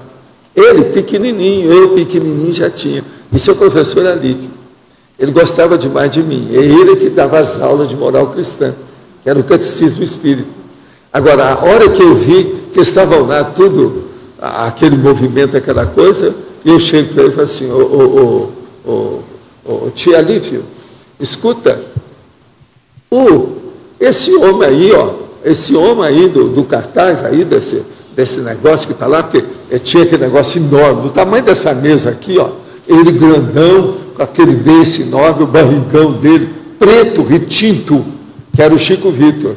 Então estava ele grandão lá, assim, ó, que era o patrono do Centro Espírita, bem na frente. Em vez de ter crucifixo, tinha o Chico Vitor, o desenho dele, a pintura. Então eu vi e falei assim, olha aqui, professor ali, tia ali, veja, o nosso amigo aí, ó, ele está ali, ó lá, ele está dando passo naquela menina lá. Aí o seu Alípio foi lá para ver a menina, ela estava sentindo alguma coisa mesmo, daí a pouco ela melhorou e viu que tinha recebido alguma coisa. Você está entendendo? Então ele confirmou isso. A partir disso ele começou a querer ouvir comigo. Aí tinha um outro que trabalhava com ele, que estava em paz, que era o tio Vital, que era meu primo direto, mais de idade. Esse também veio para conversar comigo. De vez em quando eu ia na casa dele lá para a gente conversar. Ele trabalhando, a gente conversava, porque ele queria saber o que eu vi, como é que era. Agora, então, veja, a partir disso eu comecei a ver. Por quê? No início, pequenininho, eu achava que todo mundo era daquele jeito. Entende como é que é? Todo mundo está enxergando, todo mundo vê as coisas, todo mundo sai do corpo. Isso é normal, é uma coisa banal, não tem nada demais. A hora que eu vi que era diferente, eu falei assim, ixi, então como é que fica isso? Eu preciso de ver. Aí eu perguntei, eu sou diferente, eu sou doido? Qual é a minha condição nessa história? Eu queria saber também, né? Agora, esse caso, por exemplo, do Tia Alípio lá, que a gente chamava ele às vezes de Tia Alípio, o senhor Alípio, ele era uma pessoa assim muito, parecia um inglês, sabe? Tudo arrumado, tudo certinho, ensinava com a paciência total, um grande professor primário ele, nessa situação. E ele conhecia tudo de espiritismo. Ele sabia todo o catecismo espírita na ponta da língua, entende? De cor. Então ele sabia todas as respostas que era, não precisava de consultar nada, porque eles faziam a pesquisa. Então eles perguntavam para você assim, o que é Deus? E o menino tinha que responder, Deus é a inteligência suprema, a causa primária de todas as coisas. A inteligência suprema do universo e a causa primária de todas as coisas. Isso aí é lá do Catecismo Espírita, das primeiras perguntas. E eles iam, todas aquelas perguntas eles exigiam de você. O negócio era seríssimo. Toda manhã de domingo a gente estava lá. Você está entendendo? Algumas horas. Agora, depois eles davam algum refrigerante, alguma fruta, doce, biscoito. Você sabe, Minas Gerais, né? Então, biscoito desses de vento aí, grandão, pastelzinho. E a meninada, você sabe, é um monte de gente. Não, a melhor é quando acaba, que vai comer. Então, é a turma do... Está entendendo? Aí você fez o quê? Você começou a ficar mais quieto, foi isso? Você viu que você era diferente, né, Valdo? Aí você fez o quê? Vou ficar mais na minha? Como é que era? Não, com o passar do tempo, eu comecei a conversar mais com a minha mãe. Mas aí eu tive e tal, também queria saber. Eu ia visitar o filho dele, que nasceu no mesmo dia que eu, e que era praticamente oligofrênico, sério, que vivia dentro de um carrinho, que a gente tinha que empurrar. Então eu ia sempre lá. E a gente conversava, ele gostava de conversar comigo. Eu gostava porque o passe dele, eu sentia, ele ia dar um passe para a pessoa, eu sentia energia, do jeito que a hora que eu mexo aqui com a energia que você sente. Eu sentia com ele era muito forte na questão de energia, o Tio Vital. Então eu conversava muito com ele. O Tio Vital é que fazia as cafeteiras que eram mandadas até para fora do Brasil. Ainda existe cafeteira que ele fez até hoje. Ele trabalhava com folha de Flandres, esse negócio todo, ele era funileiro. E outra coisa, ele tinha a oficina dele bem no centro da cidade, na principal praça. Todo mundo ia lá, para qualquer coisa de funileiro, era com ele. Ele era um artista. Agora, a cafeteira dele era um primor. E estava sempre escrito VP, que era Vital Pinto, que era o nome dele. Todas elas tinham a marca. Agora, aquilo ia para o exterior, o povo pedia, era uma perfeição o negócio que ele fazia. Agora, tudo era ele que fazia, os detalhes, os mínimos. Agora, ele tinha os aparelhos, os tornos, aquela coisa toda. Eu, de vez em quando, eu ia para lá, ajudava ele nos tornos, na coisa toda. Ele gostava muito de mim, porque nós éramos primo, você está entendendo? Até um certo ponto é primo, que é da área da minha mãe, da faixa da minha mãe. Valdo, que no D. Chegou a sua palestra em DVD, te mostrou aqui. E palestra onde? Em Uberaba. Ah, de Uberaba, essa aqui? É. Programação de vida e interassistencialidade. Uma palestra gratuita que eu dei em Uberaba. Fizeram aqui o DVD. Já está vendendo? Quanto custa? Gente, na verdade, é o seguinte, quem se inscrever no programa Amigos ganha esse. Ganha esse. Então o programa Amigos. Tá bom.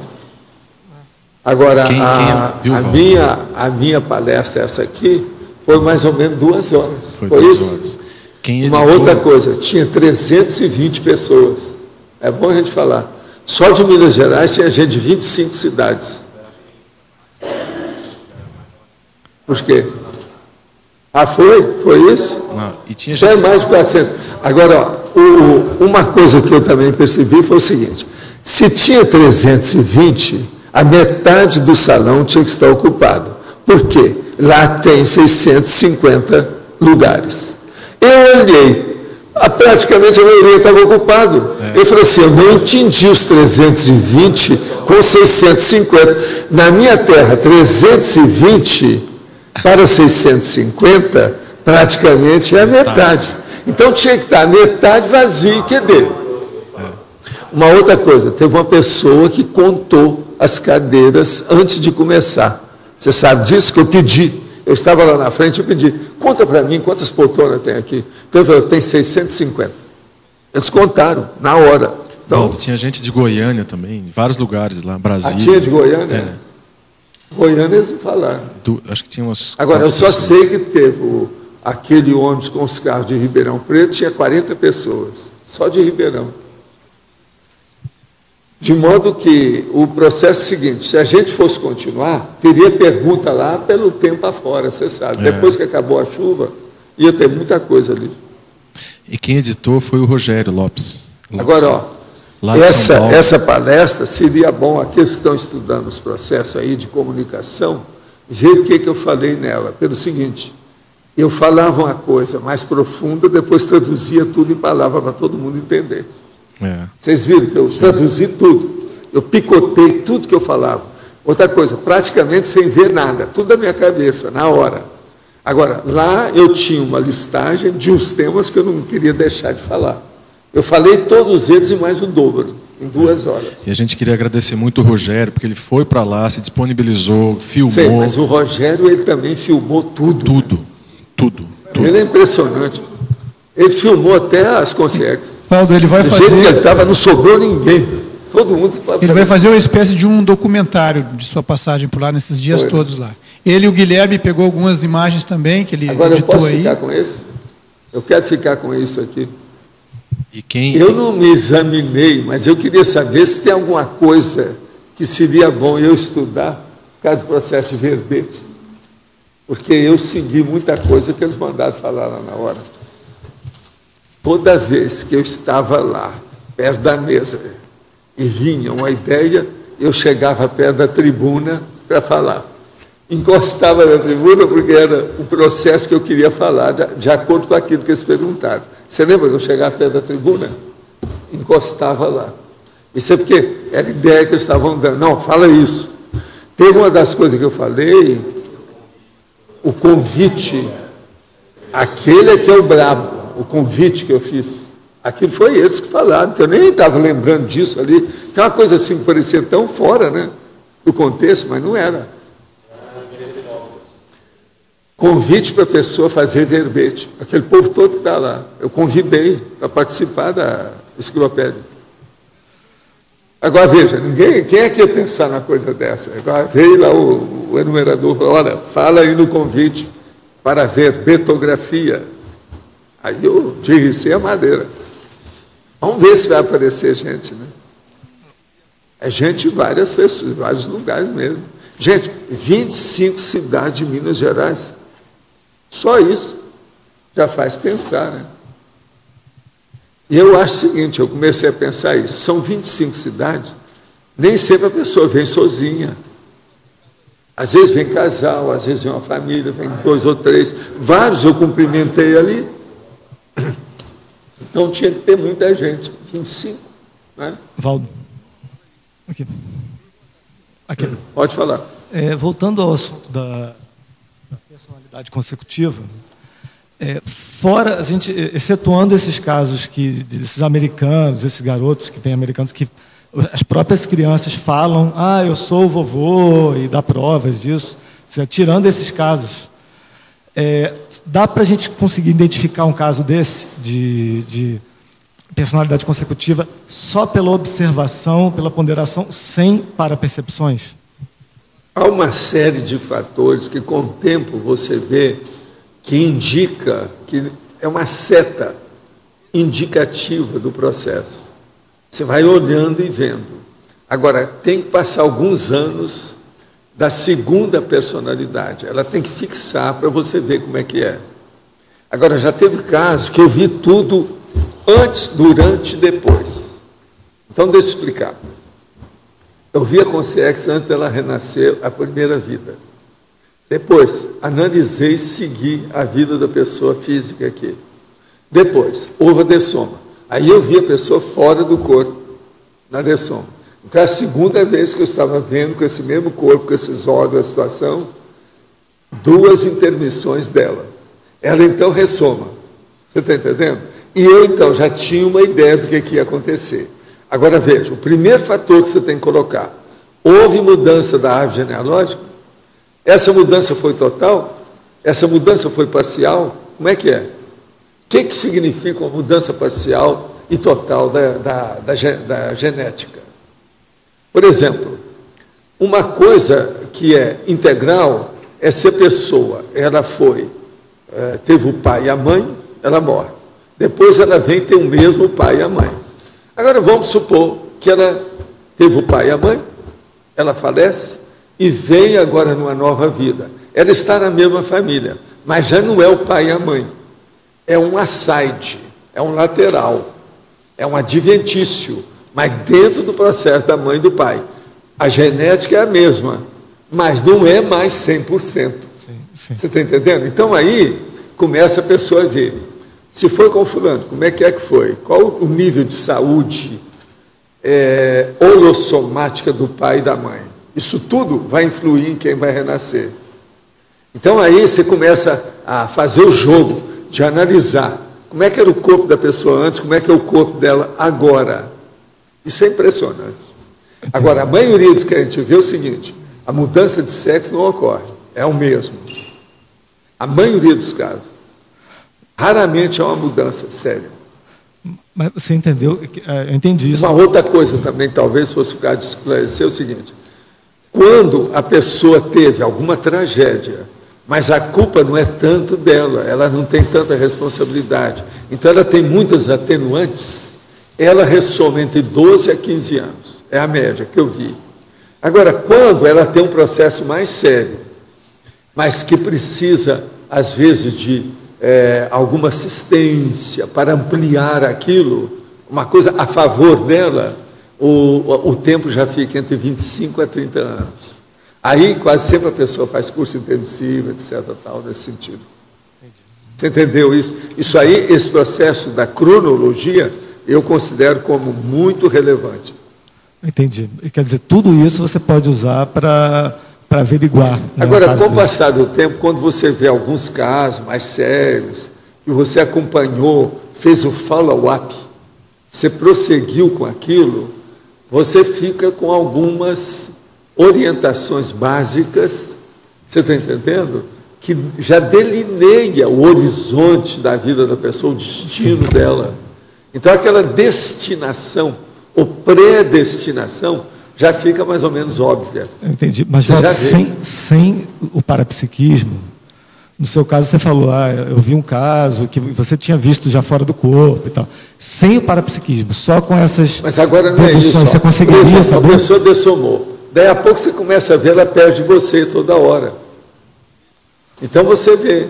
Às vezes eu saía do corpo e já conversava. Não, você vai ressomar. Tudo indica que você vai aparecer por aqui. Entende? Sim, você mas mesmo aí, acompanha. Chega aí... num certo ponto que o negócio você fica mais por dentro. Agora, comigo, eles permitiram que eu visse isso, o enumerador, o transmentor, para me ajudar na questão dos estudos que a gente está fazendo sobre isso. Então, eu vi muita coisa a partir disso. É uma espécie de extrapolacionismo técnico para ajudar o trabalho, o desenvolvimento do meu serviço. Eu entendi esse caso, mas esse caso, mais uma vez, teve parapsiquismo. Uma pessoa que não tem esse nível de parapsiquismo, só pela observação. Se ela observar bem os detalhes, por causa do processo de temperamento, a pessoa sempre vai localizar, identificar a pessoa. Porque o temperamento não muda de uma vida para outra. Isso aí não é fácil. Muito difícil. Agora, é preciso ver se o corpo é mais ou menos o mesmo, se as relações são as mesmas, o nível que a pessoa tem. Você tem que olhar, por exemplo, no corpo, aos fatores que são extremamente difíceis. Sim. Um deles, por exemplo, Você pode ter tido um corpo, aquela pessoa teve um corpo muito bom, do ponto de vista psicomotriz. Então ela gostava de muita atividade, muita coisa. Às vezes ocorre ali um esbregue, acidente, um processo de doença, uma coisa mais séria, aquilo mexe no psicossoma dela, já no próximo corpo que ela vai ter, independente da genética dela. A paragenética vem com uma fissura sobre aquilo. Então, nesse próximo corpo agora, ela já não tem mais aquela disposição psicomotriz da vida anterior. Agora, por exemplo, há casos desses que eu via as ocorrências que aconteciam e já sabia como é que a pessoa ia nascer. Teve gente que eu cantei a pedra antes. Olha, vai acontecer, vai nascer desse jeito, o sexo é esse, vai acontecer isso, por causa disso. Mais ou menos nessa idade vai acontecer isso, por causa disso. Mas você precisou se aprofundar. Agora, isso fica tudo óbvio. Agora, tudo é um processo de dedução. São os fatos e parafatos. Você acompanha e vai tirando a dedução. Agora, a personalidade consecutiva, só ela já é uma enciclopédia. Em matéria de evolução, de parapsiquismo, de entendimento entre consciências, o processo da avaliação do problema evolutivo em si, o conscienciograma, isso é seríssimo. Entende? A gente vê os detalhes. Lá no conscienciograma, eu gostava de ver as coisas através das fichas. Está entendendo? Ficha de avaliação de cada um deles. Agora, isso varia demais. Eu vi vários desse tipo. Muita coisa que eu fiz no conscienciograma foi porque eu observei muito o processo, antes e depois das personalidades consecutivas. Entende? Qual a relação entre a exteriorização de energias e as contrações musculares? Até que ponto as contrações ajudam ou atrapalham? Não, elas existem e é um processo de desenvolvimento. Isso depende do sistema nervoso central e do sistema nervoso secundário, o autônomo. Gostaria de entender como posso julgar minhas energias cosmoeticamente com intensidade para matar mosquito com bomba atômica. Gostaria de entender melhor esse procedimento. A coisa toda é o seguinte: olha primeiro a sua intenção, depois coloca tudo que você tem, toda a força que você dispõe para fazer o processo funcionar. Isso aí ajuda, mas tem que começar pelo estado vibracional comum e ir ampliando essa condição cada vez mais. Esse é o caminho. Então, os nossos comerciais, por favor. Obrigado.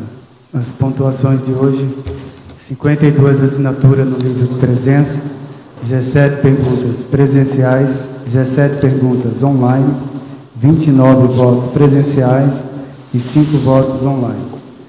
Os recados de hoje: a Daiane com o curso A Escola do Parapsiquismo, a Rose Vitoriano sobre o Fórum da TENEPS e o Antônio sobre a prova da Conscienciologia. Antes com vocês, o programa Amigos com o Eduardo Martins. Pessoal, boa tarde a todos. Nós gostaríamos de convidá-los, todos os amigos da Enciclopédia, para o primeiro grande encontro dos amigos, que vai ser no dia 8 de março, durante a semana da Max Proexis. Então, esse encontro é um encontro especial, é a primeira vez que nós teremos todos os amigos da Enciclopédia juntos, né, no mesmo lugar, no jantar que nós estamos oferecendo. Aquelas pessoas que forem amigos da Enciclopédia pagarão apenas a bebida, né, o refrigerante, água, e o buffet será servido de maneira gratuita para os amigos da Enciclopédia. Então, esse evento é um evento especial, ocorre durante essa semana da Max Proex, o ano que vem, durante o Carnaval, durante o balanço existencial. Então, o nosso convite também se estende às pessoas que vierem a Foz do Iguaçu para que participem do balanço existencial, esse ano agora de 2011, com o tema da autossuperação. Além do jantar desse primeiro encontro, o programa Amigos da Enciclopédia também vai oferecer várias oficinas da Enciclopédia que ocorrerão na quarta e quinta-feira, dia 9 e 10 de março. Então você pode se preparar aí para o próximo ano, para fazer uma semana de investimentos nas questões da autossuperação e também aprender um pouco mais com as técnicas bibliográficas aí da Enciclopédia da Conscienciologia. E nós gostaríamos também de divulgar aqui o DVD da palestra do professor Valdo Vieira, que foi ministrada agora em Uberaba. Todas as pessoas que renovarem a sua inscrição ou que se inscreverem de fato no programa Amigos vão ganhar então esse DVD. Nós temos aqui 5 à disposição, tá? Então as pessoas que renovarem ainda hoje já levam o DVD para casa. Os próximos a gente vai ficar com o nome, até porque não deu tempo ainda de produzir. A gente recebeu hoje o DVD, tá ok? Obrigado. Pessoal, boa tarde. Então, eu estou aqui para divulgar a Escola do Parapsiquismo. Então, o que é a escola? Ela é um programa de desenvolvimento do parapsiquismo de longo prazo, com duração de 1 ano. Então, dentre as atividades da escola, existem 3 módulos de atividades fixas. O primeiro módulo será realizado em janeiro, o segundo em julho e o último em dezembro. Cada um desses módulos contempla atividades específicas, né, com mater pensenes específicos. Agora, cada um deles é composto de 7 dias de imersão, atividades práticas energéticas durante esses 7 dias, entrevistas com os EPICONs, preenchimento do currículo parapsíquico e uma série de outras atividades ao longo de 1 semana. Além desses 3 módulos, a escola também possui outras atividades opcionais. Então, essas atividades o aluno escolhe conforme a sua vontade, sua disponibilidade de tempo e disponibilidade financeira. Então, quais seriam essas atividades entre os módulos? Então, o que o CAEC preparou? Seriam os laboratórios de autopesquisa, os cursos de campo, cursos relacionados ao parapsiquismo aqui dentro do CAEC, entre outras atividades. E o aluno, também morando fora de Foz, ele também pode optar em realizar atividades como ECP2 na sua cidade, PDP, entre outras, tá? A escola também possui uma série de atividades teóricas que podem ser assistidas tanto presencialmente quanto online. Então, maiores informações, basta entrar em contato com a recepção aqui no CAEC, tá? Obrigada.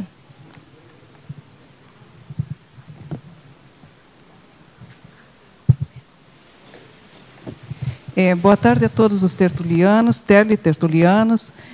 Eu gostaria de convidar a todos para participar do 6º Fórum da TENEPS e do 3º Encontro Internacional de Tenepecistas, que acontecerá aqui em Foz do Iguaçu, no Discernimento, de 20 a 22 de dezembro, uma segunda quarta-feira, agora de dezembro, né? Maiores informações e inscrições poderão ser feitas na recepção do CAEC pelo telefone 45 3525 2652 ou pelo e-mail caec@caec.org. Você pode avaliar qual a sua relação com a TENEPS. Participe do nosso encontro. Muito obrigada.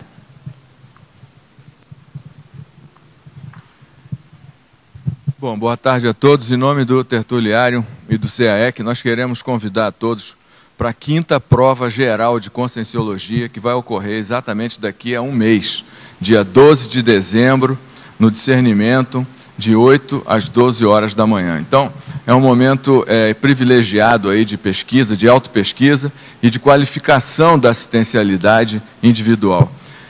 Nós colocamos já a lista de presença ali na recepção, já tem ali, eu acho que 20 pessoas que assinaram, e estamos também tentando disponibilizar para outras ICs de outras localidades que tenham interesse em promover essa oportunidade para outros pesquisadores interessados. A Arace e a Intercamp já fizeram contato e a gente está vendo aí se outras unidades têm interesse em disponibilizar aí essa oportunidade para aqueles que querem fazer essa prova.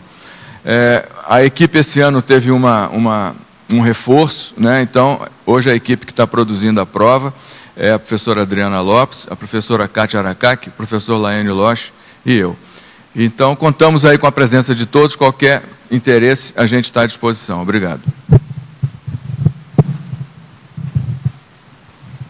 Para amanhã teremos o verbete silêncio omissivo, eleito com 9 votos, a especialidade para patologia. Obrigado a todos e até amanhã.